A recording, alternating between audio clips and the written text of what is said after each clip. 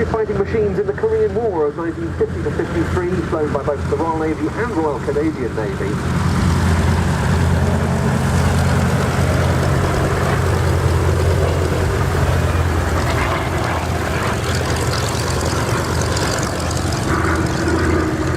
And it was on the 8th of August 1952 that an aerial engagement occurred that was to go over very closely connected.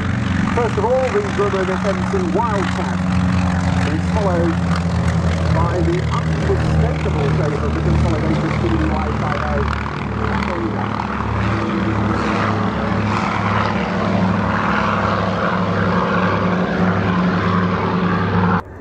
All of that began to change.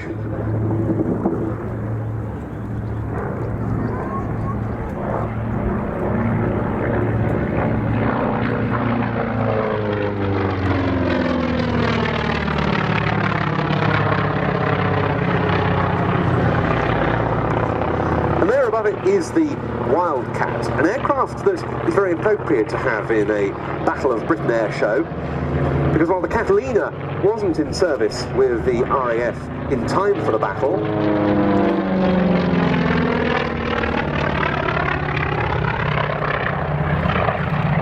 the Wildcat actually goes down as one of the types that fought during the Battle of Britain with the Fleet Air Arm of the Royal Navy. We shouldn't forget the Royal Navy's part in the Battle of Britain, with Fleet Air Arm pilots flying both in their own squadrons and as part of RAF Fighter Command squadrons.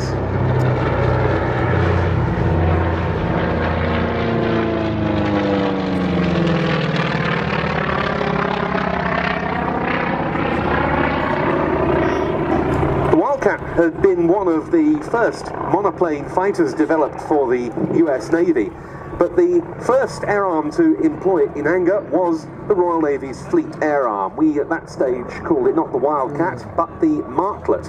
And Martlets from 804 Squadron were the only American aircraft to see combat during the Battle of Britain, American-built aircraft, that is. They began to replace the Gloucester Sea Gladiators that 804 had flown before that. From October 1940 onwards, just before the official end of the battle, they were stationed at Skibray on Orkney.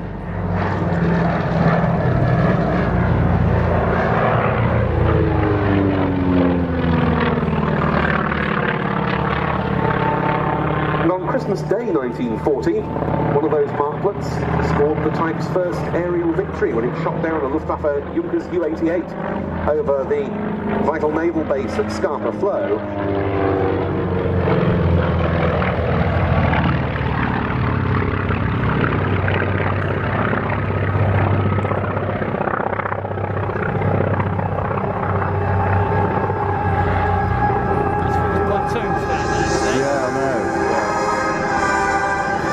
Coming back to it now.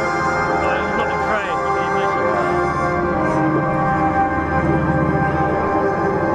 And in the Battle of the Atlantic, while the Catalinas would go after German U-boats, from 1941 onwards, Martlets of the Fleet Air Arm would take on the FW-200 Condors that were assisting the U-boats in making their attacks on supply convoys.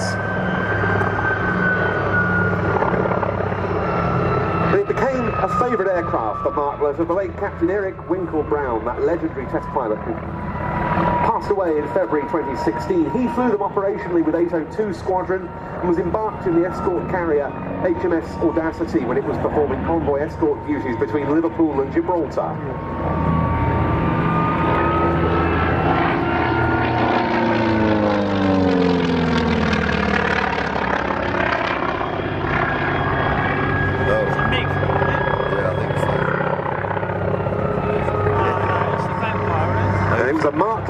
That Brown was flying when he shot down two FW-200 Condors, resulting in him in March 1942 being awarded the Distinguished Service Cross.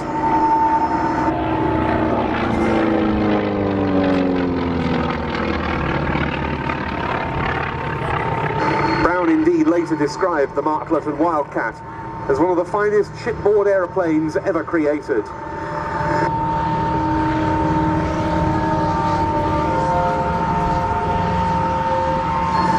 the time Winkle was awarded his DSC, incidentally.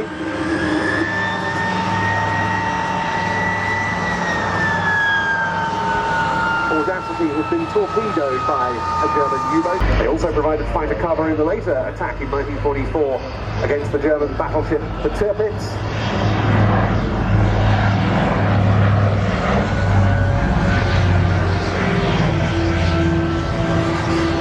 They served in the Pacific with the Royal Navy, the Indian Ocean, and many, many other actions.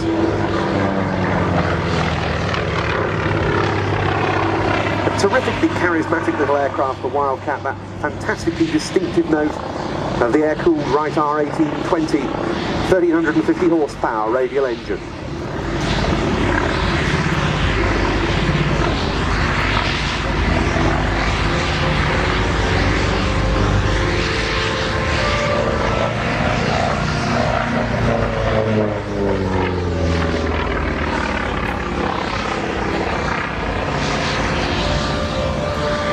Pilots assigned to RAF Coastal Command, one of them Flying Officer John Cruikshank from number 210 Squadron, the other a Canadian, Flight Lieutenant David Hornell of number 162 Squadron, were awarded the Victoria Cross in both cases for pressing home attacks against U-boats while under heavy fire.